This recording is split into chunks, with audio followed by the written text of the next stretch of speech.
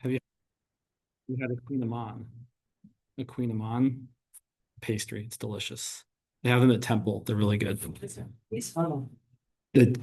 Kough, I think, and then Amann. Recommend that to everybody. Delicious pastry. Although the ones they have there are never plain. They either have chocolate or like fruit on them, which I like the plain ones the best, but oh well.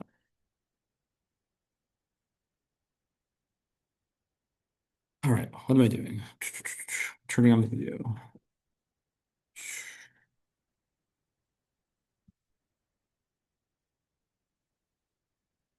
One moment. Do that. Um,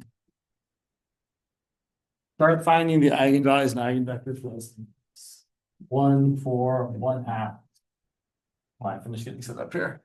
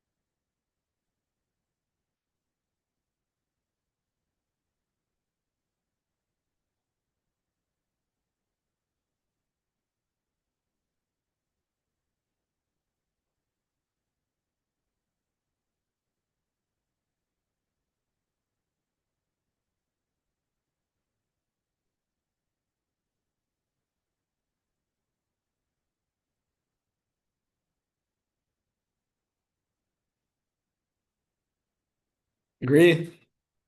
2, -1. Cool. Also, just as a what's the word I'm looking for? The vocabulary. I don't know. Just so you know the name of a thing, there's a better way to say that, but whatever. This thing right here, lambda squared minus lambda minus 2, this is called the characteristic polynomial. In case you ever hear someone say those words, that's what they're referring to. The polynomial you'll get when you find the determinant of your matrix minus lambda I. And then setting it equal to 0 is called the characteristic equation. Not something you should have to worry about, but just in case that terminology is the word I was looking for, in case the terminology comes up. So those are eigenvalues. Let's find the eigenvectors. So starting with lambda 1 equal to 2, we're going to have our matrix 1, 4, 1/2, 0 times our eigenvector that we're trying to find equal to 2 times the same thing. And I know I said it last time, I didn't really follow through on it. I'm going to try and do this time. So if you see a row with a 0 in it, it's almost usually easier to use that row. So I'm going to use the second row atypically and say that 1/2 times x plus 0 times y equals 2 times y. And then I don't love fractions here, so I'm going to rewrite this as x equals 4 times y. So my eigenvector is going to be x equal to, or y equal to 1 and x equal to 4. Say x first. Be smart. So x equal to 4 and y equal to 1. And then to find the other one, we do the same sort of thing. Lambda 2 is equal to -1. We're going to get 1 for 1/2 0 times xy equal to -1 times xy. Again, the second equation is easier here. You get 1/2 times x equals -1 times y, or again, multiplying both sides by 2, not 2x, x equals -2y. So we could say that V2 is x is -2 and y is +1. Cool. We shouldn't do anything stupid. All right.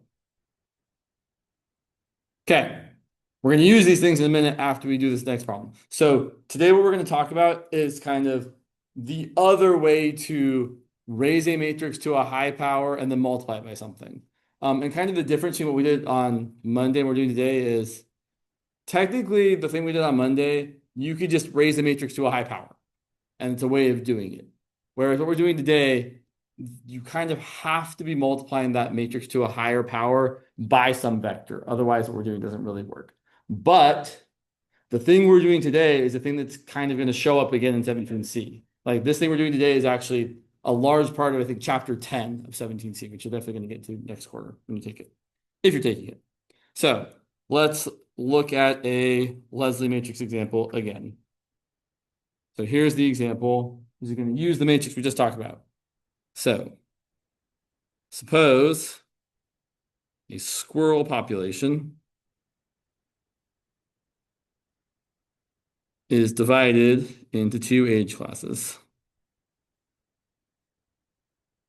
And this might feel familiar, but it's not exactly the same we did last time. Again, juveniles and adults.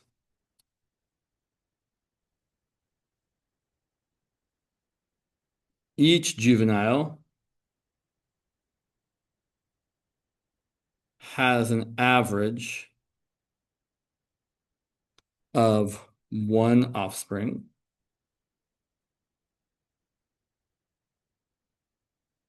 And each adult has an average of 4.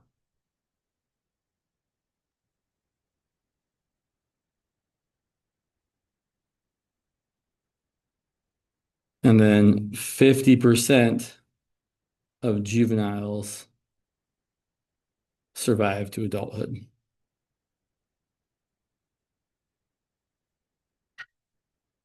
Let's write the Leslie matrix.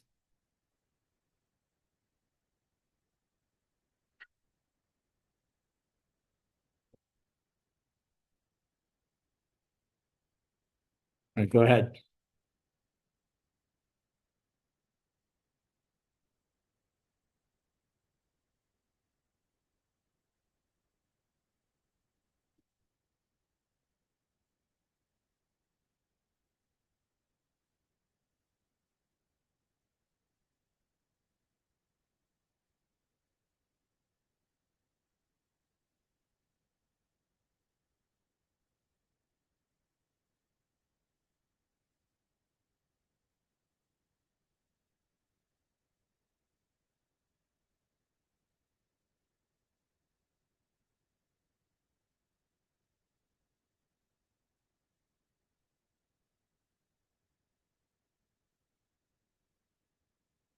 Even though I don't always write this down, this is what I'm actually thinking about when I'm trying to come up with the Leslie matrix. I know that my Leslie matrix multiplied by this time period's juveniles and adults should be next time period's juveniles and adults, and next time period's juveniles should be, well, each juvenile this year or this time period produces 1 offspring, each adult produces 4 offspring, and then for the adults next year, well, half of the juveniles survive to adulthood, and we're not talking about how many of the adults survive. We're just pretending like they all die. That's not a very realistic situation, but whatever. So it makes for a nice matrix. So then looking here, I can see that, okay, I need a 1 and a 4 and a 1/2 and a 0. Not terribly surprisingly, since I said we were going to use it, the matrix we just talked about. So then the question becomes, not becomes, the question is, the paper's all over the place here. So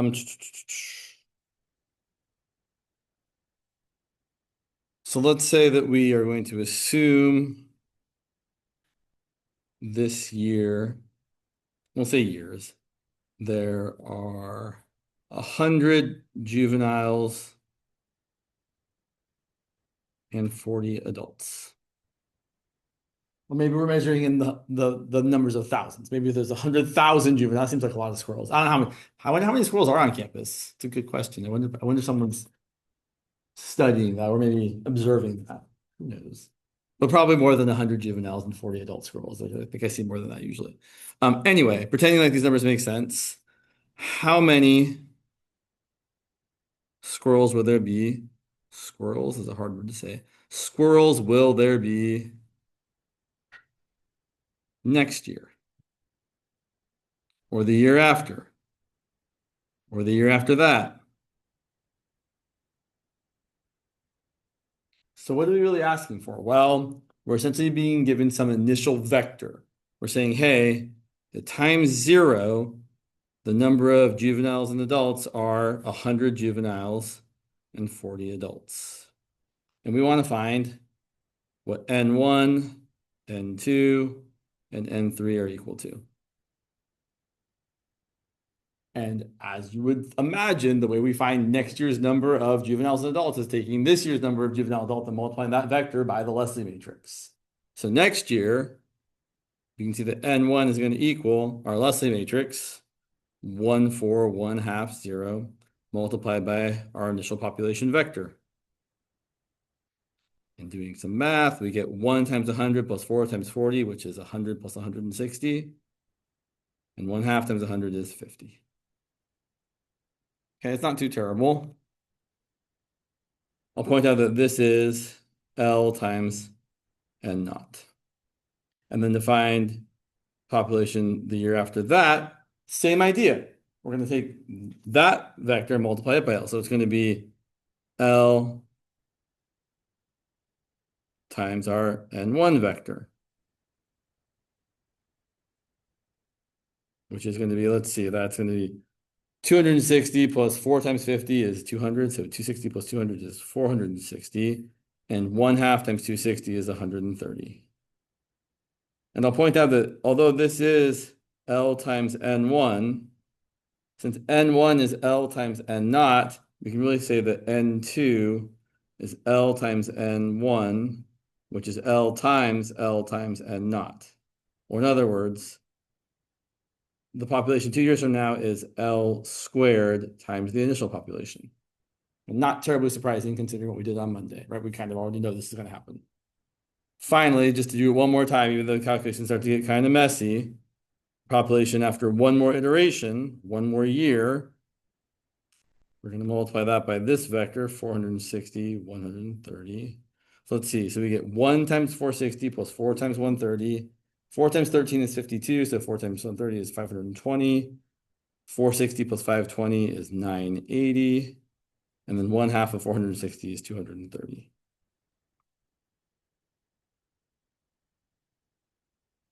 And again, we see that our N3 here is equal to L times N2. But N2 is just L squared times N naught. So this is L times L squared times N naught, which is just L to the third times N naught. So every year you're just multiplying by another Leslie matrix again and again and again.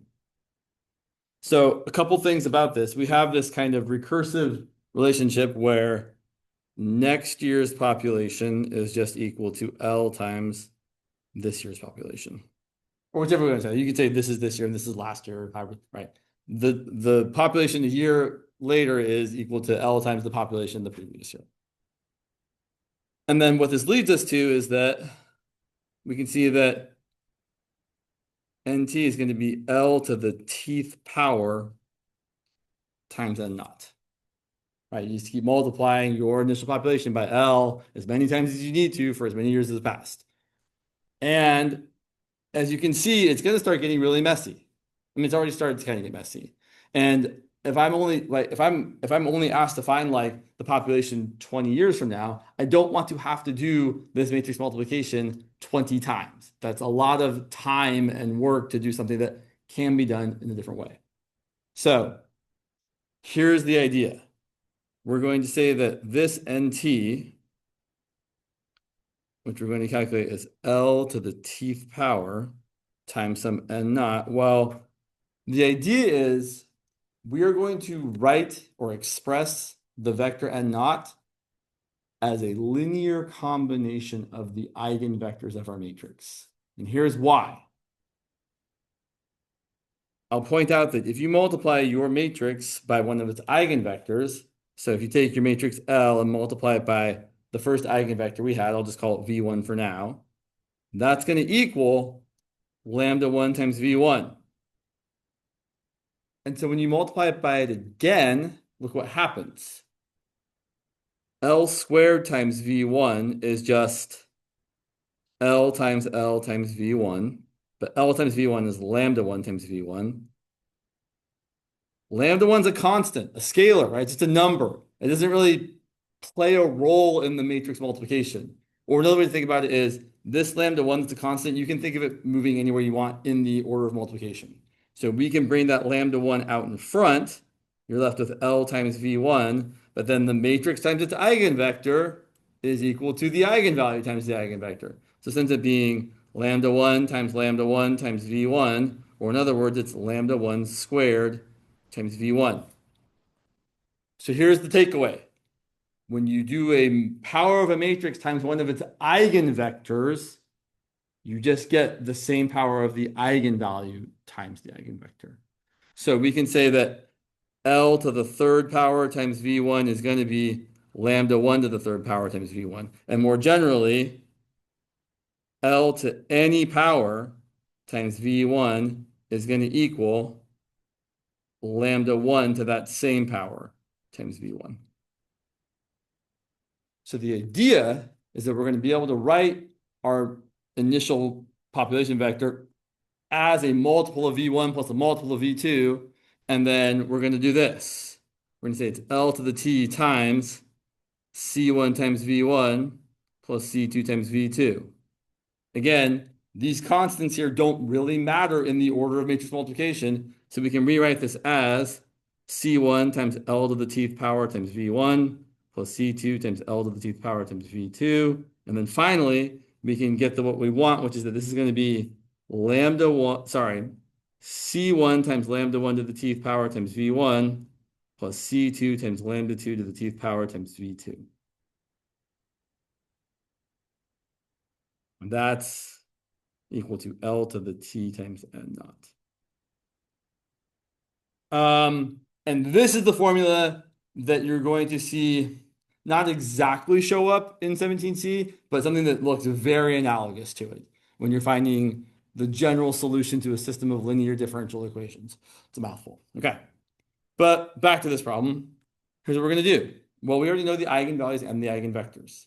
So we can say that we know that our population after t iterations should be some constant we don't know times our lambda 1, which I forgot which one was lambda 1. I think it was 2. Let me look back here and see. Did I lose that piece of paper? Is it right here? Where'd you go? Oh, yeah, lambda 1 was 2. So it's going to be times 2 to the t times. Oh, and I forgot something really important here. Oh, no, I didn't. No, I'm not. I'm just crazy. Sorry. Times V1, which was 4,1, plus C2 times negative 1 to the t times V2, which was negative 2,1. And that looks a heck of a lot easier than doing the repeated matrix multiplication some number of times. So there's one thing we have to do before we can do any more, though. We have to actually figure out what C1 and C2 are. So to find C1 and C2, we're going to use our initial condition that N naught is equal to 100 for the juveniles and 40 for the adults. So at this population size, we know that the time elapsed is 0 years. So we're just plugging in 0 for t and setting it all equal to 140. So here's what we've got. We've got the vector 140, that's our n naught, is equal to c1 times 2 to the 0th, as something I should write. 2 to the 0th is 1 times 4, 1, plus c2 times negative 1 to the 0th is also 1 times negative 2, 1. And then you can solve this system of equations in any way you like. People often just write them out and say, okay, I've got two equations. My equations are 100 equal to 4 times C1 plus negative 2 times C2, and 40 equals 1 times C1 plus 1 times C2. And then I usually prefer to use elimination. I'd multiply the second equation by 2 and get 80 equal to 2 times C1 plus 2 times C2. And then I would add this equation to this equation. If I add those, I'm going to get 100 plus 80 equal to 4C1 plus 2C1 plus negative 2C2 plus 2C2. I don't need that. And then divide both sides by 6 to get 30 equal to C1. And then plug this back into either one of these equations to get C2. Okay. I'm sorry, I'm looking at the work someone else did here, and they have slightly different constants because they have a slightly different choice of eigenvector. Instead of choosing 4, 1, and negative 2, 1, they chose 4, 1, and 2, negative 1. So if you choose a different eigenvector than someone else and you're doing a problem like this, you will get slightly different constants. It's okay, you're still both correct. So then, if we plug this back in right here, right here, we're going to get 40 equal to 30 plus C2, so C2 is going to equal 10. Alternatively, just to point out that there's multiple ways to do this, you could have said instead that your matrix 140, as I'm calling it a matrix, is equal to the matrix 4, negative 2, 1, 1 times C1, C2. I want to point out this equation and this equation are the same, I should say, this system of equations and this system of equations are the same. This one says 100 equals C1 times 4 plus C2 times negative 2. This one says 100 equals 4 times C1 plus negative 2 times C2. It's the same first equation and the same second equation. And then we could solve this by using the inverse. You could say, cool, the inverse of this matrix, multiply on both sides. Let's see, the inverse is going to be 1 over the determinant, which is 4 minus minus 2, times, switch the 4 and the 1, change the sign to the other things, times that is equal to C1, C2. Let's see if they turn out to be the same. I hope they do. They should be. Let's see. So I've got 1 over 6 times 100 plus 80 is 180, and then negative 100 plus 160 is 60. And that sure looks like it's going to be exactly 30 and 10, which are the values of C1 and C2. So either way you want to solve, that's totally fine. I will point out, if you're lucky enough to have a 0 in one of your eigenvectors, it's really, really easy to solve for C1 and C2. Because like if there was a 0 there instead of a 1 there, then you say, oh, well, C2 has to be 40 because, right, you're getting nothing from C1. So if you have a 0 there, do it the easy way. Okay, so finally, we can now say that our n sub t, which is equal to L to the t times n naught, is equal to C1 lambda 1 to the t times V1, which is our C1 was, where'd you go? 30. So it's 30. Lambda 1 was 2 to the t times V1, which was 4, 1, I believe. Yep. Plus 10 times negative 1 to the t times the other eigenvector, which was negative 2, 1. That is our equation for the population of juvenile and adult squirrels at any time t. You might not think this is like, I don't know. I mean, you might be like, I don't know, really know if that's like, it's sure James is saying things that might be true, but how do we know? Well, let's check what we just did. Let's see if we plug in time equal to 3, if we get the same result. So if I want to find n3, it should be 30 times 2 to the third times the vector 4, 1 plus 10 times negative 1 to the third times the vector negative 2, 1. So that should be, let's see, 2 to the third is 8. 8 times 30 is 240. So it's 240 times the vector 4, 1.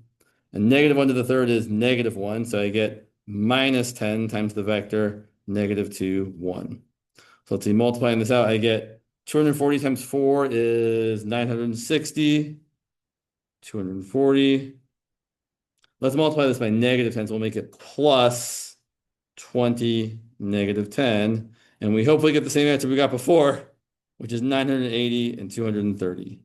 Let's see if that's what we got before. I feel like that's not what we got before. Double check. Looking back at our work here. Oh, good, it is. Great. So to me, this is the more interesting way to talk about this. Even though you totally could calculate this by doing the matrix to a high power equals the whole PDP inverse thing, and then raising that to a high power, you're getting P times D to a high power. It's to me, that is less useful. So I'll point out, it's a super cool, useful thing that people use in linear algebra, math 22A, all the time. Like it's called the process of diagonalization. And the whole point of it is it really makes it easy to raise a matrix to a high power. But for this class, it's more interesting to talk about it this way, because it's really kind of showing how the eigenvalues and eigenvectors are really useful, right? If we can break down a vector into two different eigenvectors, I should say a linear combination of two eigenvectors, we can do this thing. And I'll point out, in this problem, we are saying that our initial vector n naught, which was 140, is a linear combination of the two eigenvectors. It's 30 times the first eigenvector plus negative 10. Is it negative 10 or positive 10? Sorry, positive 10, sorry, times the second eigenvector. That's what it means to be a linear combination of two things. It's a multiple of the first thing plus a multiple of the second thing. So then we could answer questions like, what's the population in 20 years?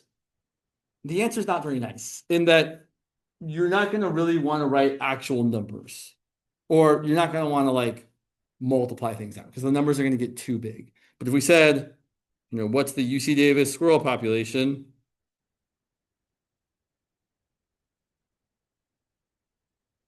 in 20 years, assuming this model is accurate, right, which is definitely not, because this model kind of has unchecked growth. The population is going to keep growing every year, which seems really unlikely, right? There's limited resources, all that kind of stuff. But if this model was true, then our population in 20 years, well, N20 would be, let's see, it's going to be 30 times 2 to the 20th power times 4, 1 plus, okay, 10 times negative 1 to the 20th power. You should simplify that, because negative 1 to any power is either going to be positive 1 to the power is even or negative 1 to the power is odd. So definitely this we should just write as positive 1. But after that, there's really like at the most you can really do here is say it's 2 to the 20th times the vector 120, 30 plus 1 times negative 20. And 10 times 1 is 10. Yeah, I'm smart. Okay. All right. There's not really much more you can do about that. What's more interesting is to talk about the long-term behavior of this population. So long-term behavior of our nt equal to 30 times 2 to the t times 4, 1 plus 10 times negative 1 to the t times negative 2, 1. Well, look at this example here. 20 years later, the population essentially has a 4-to-1 ratio. You've got a really big multiple of 4 and 1, right? 4 and 1 there, right? You have some big number times 4, 1 plus 10 times negative 2, 1. This 10 is practically meaningless here. So what is true is that whichever eigenvector has the larger eigenvalue, that's going to control the population dynamics. So as t goes to infinity, the part with the larger eigenvector, eigenvalue, controls the population size or dominates.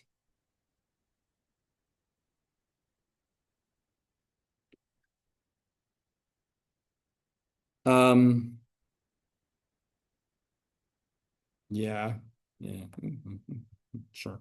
There's a little bit more to say there, but I'll leave it there for the moment. So in this case, I don't want to say this. So I just want to make this, I don't want to make this too gross. Yeah, that's fine. Right, so sorry, I'm trying to think about how to say this the right way, and it just doesn't want to come out of my mouth the right way. Yeah. Fine, let's actually do the calculation.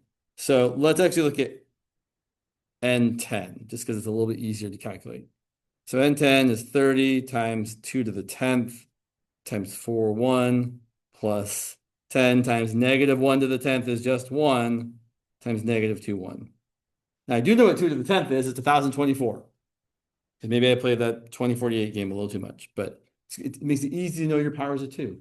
So 2 to the 10th is 1024 times, well, another 2 2's there is going to be 2048, 4096. 4096 times 30, sure, it's something. It's 120,880. And then 30 times 2 to the 10 times 1 is going to be just 1024 times 30, which is 3072, 30,720. Yeah. Plus negative 2010. I will point out these numbers, these juveniles and adults, juveniles to adults is a 4-to-1 ratio. Adding a tiny bit to each number doesn't change that very much. So technically we've got 122,860 juveniles and 30,730 adults. And that's still pretty much a 4-to-1 ratio. So here you can really see, in fact, you can do the division if you want to, but you can see that, oh yeah, the eigenvector associated with the larger eigenvalue, as long as one of them is at least bigger than 1, is going to tell us what the population is doing as time goes on. It's getting closer and closer to this kind of equilibrium state where you have 4 juvenile squirrels for every 1 adult squirrel. Yeah, sure. Okay, question, yeah. So there's 2 ways to do it. You can either, so we're taking our initial condition of 100 juveniles and 40 adults, and we're plugging it into this equation. So we're saying n naught, so where t is equal to 0, is c1 times 2 to the 0 times 4, 1, plus c2 times negative 1 to the 0 times negative 2, 1. And I didn't write the 2 to the 0 that's right there, or the negative 1 to the 0 that's right there, because they're both just 1. And then we got 2 equations. We had 100 equal to 4 times c1 plus negative 2 times c2, and 40 equal to c1 plus c2. And there's a couple of different ways you can solve this. I decided to solve it by elimination, where I said I'm going to take this second equation here and multiply it by 2 so that the coefficients of c2 in these 2 equations are opposite of each other. And then I added the equations together. And I got 100 plus 80 is 180, 4c1 plus 2c1 is 6c1, and negative 2c2 plus 2c2 is 0c2. And then I got 180 equal to 6c1, so c1 was equal to 30. Alternatively, not doing this other thing I did here, you could have done something equally good, which would have been to say, like, isolate C2 in this equation and say, oh yeah, C2 is equal to 40 minus C1, and then plug that back into this other equation and say 100 equals 4C1 minus 2 times 40 minus C1, which then is giving us 100 equal to 4C1 minus 80 plus 2C1. And then you can see we're going to get right back to this equation here, where you're going to have 180 equal to 6C1, and you get C1 equal to 30.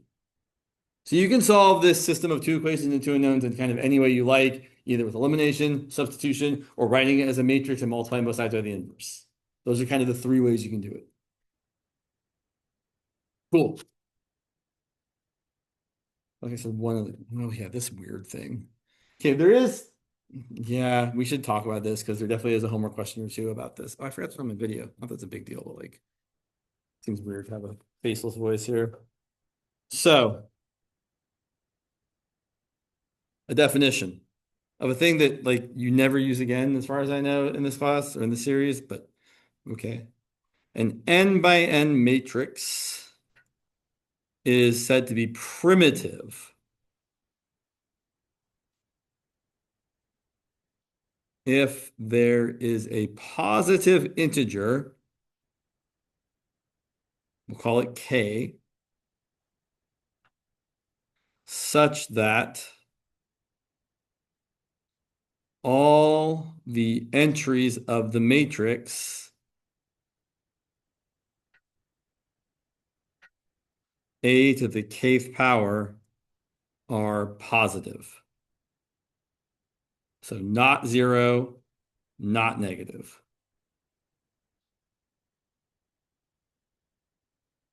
So just as an example, that last matrix we looked at, is it primitive? Good question. The matrix we were looking at was, I forgot what it was, to be honest. It was somewhere on my notes. 1, 4, 1/2, 0. Is it primitive?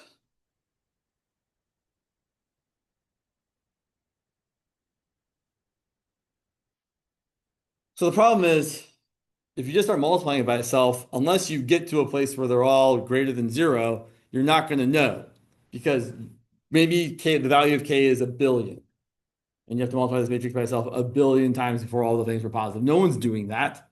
But this one's pretty easy to check, right? If you multiply it out, let's see what we get. So, oh, geez, what am I clicking on over here? Okay. Sorry. So we multiply this matrix by itself. L squared is equal to 1, 4, 1/2, 0 times 1, 4, 1/2, 0. Which is going to be, let's see, 1 times 1 plus 4 times 1/2 is 1 plus 2, which is 3. 1 times 4 plus 4 times 0 is 4. 1/2 times 1 plus 0 times 1/2 is 1/2. And 1/2 times 4 plus 0 times 0 is 2. Cool, that checks out. So in this situation, L is primitive because all entries of L to the second power are positive.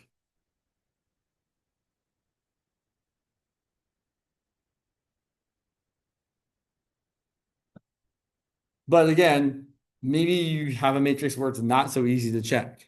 So there is a theorem about this, which has a name of a person. I know that's super helpful. So here's the theorem. It's called the Perron, I'm probably pronouncing this wrong, Perron-Frobenius theorem. Perron-Frobenius theorem.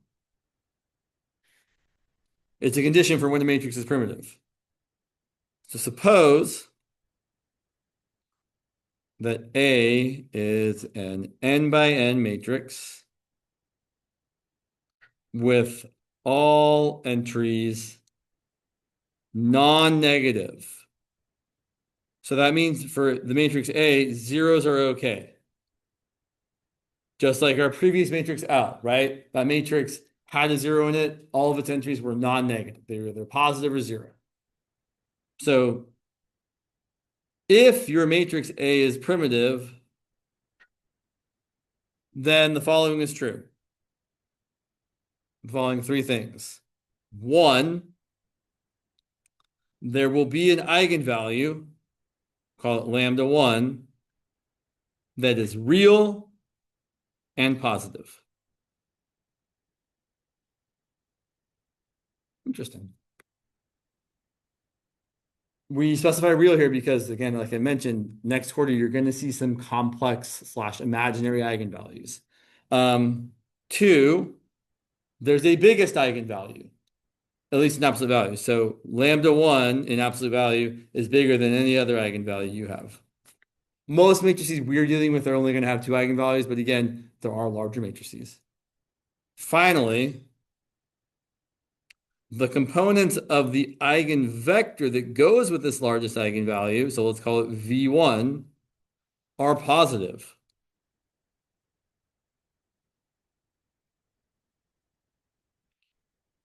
Which was certainly true for the matrix we just saw, right? The matrix L we just saw, which was 1, 4, 1/2, 0.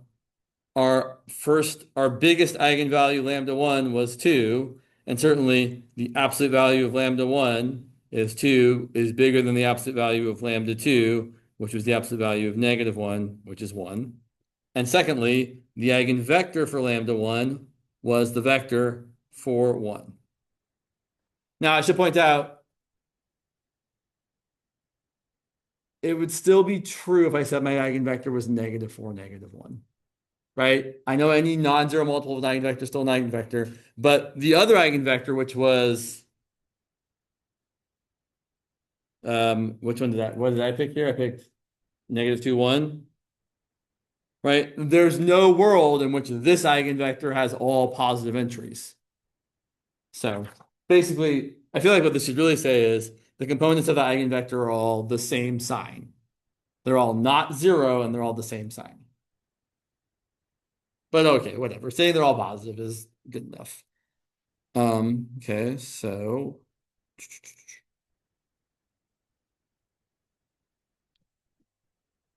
question. Oh, thank you so much. Yes. Thank you. Yeah, good call. There's something else I was going to say about this. Sorry, one sec. Okay, sure. So basically what this is telling you is it's telling you that if you have this situation, you can talk about the long-term behavior of the matrix, or sorry, of the population, without kind of having to actually do all of the writing of the system of solutions and saying it's C1 lambda 1 to the T times V1 plus C2 lambda 2 to the T times V2. You can use this theorem to say, oh, well, I know that there's a biggest eigenvalue, and the eigenvector that goes with it, that's the one that's going to determine how the population stabilizes as time goes on. So here's an example. Yeah, we have enough time. Here's an example of that. This is section, sure. This is from section, where'd you go? It's so much. We'll do it next time. I'm going to be trying to just cram things in here. It's ridiculous. So let's just take a minute, fill out the attendance form, and I will not try to fill your heads with another example, but we will talk about it next time. Let me actually look at one other thing here. All right, so I would say, oh yeah, we'll do that too. Cool. All right. Here's what I will say before we end today. I do have one thing to say. So there's something else that comes up in another homework problem, which is called De Moivre's theorem. So, and actually, this is something that's important for next quarter as well. So wow, can I say the words? De Moivre's theorem says the following. If you have a complex number, a plus bi, raised to some power, it is equal to some number to the tth power times cosine of an angle times t plus I times sine of an angle times t. This idea is definitely persistent in 17C, although we talk about it a little bit differently. So for example, and I should say this R value here is the magnitude of the vector R, where R is equal to kind of the vector A, B. So that R value there is really just the square root of a squared plus b squared. Am I saying that right? That seems a little dicey, James. Yeah, no, that's right. I'm not wrong. Okay.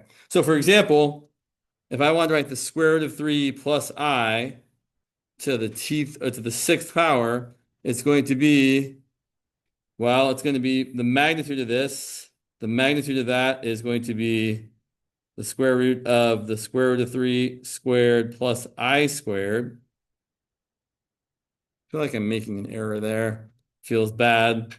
No, it's fine. Is it fine? Is it fine? No, not, gosh. Not I squared, 1 squared. That I knew I was making a mistake somewhere. Sorry. So right, this vector here, A and B are the coefficients of the real and the imaginary part. So this is a 1i. So that's a 1 squared. Okay, that makes more sense. Sorry. Square root of 3 plus 1, which is 2. So you can say that square root of 3 plus I to the sixth power is equal to 2 to the sixth power times cosine of some angle times t plus I times sine of some angle times t, where the angle is the angle you get by actually drawing the vector, where you go square root of 3 over and 1 up. And that angle is pi over 6.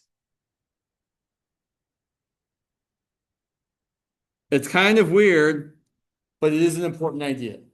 So this is De Moivre's theorem. It says you can do this kind of weird thing. And really the point here is that when you have an imaginary number raised to a high power, you get kind of this real part, this magnitude of your vector raised to a high power, and then you get this cosine sine thing, which does something for us, which we shouldn't talk about now because we don't know what it means yet, but we will next quarter. All right, that's all I have for today. We'll talk more about this and the other thing next time. The last time. And I guess I need to look for, I feel like I have a practice final somewhere that I should find to post.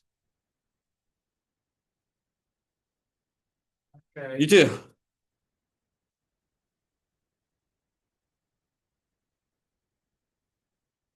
What's up? When you said the eigenvalue had to do with the absolute one, like eigenvalue one, the theorem, Yeah, like yeah. it doesn't have to be eigenvalue one. No, just whichever one's bigger. It's just Okay. like this is the bigger one. Okay. Or the one that is bigger in absolute value. Okay. Thank you.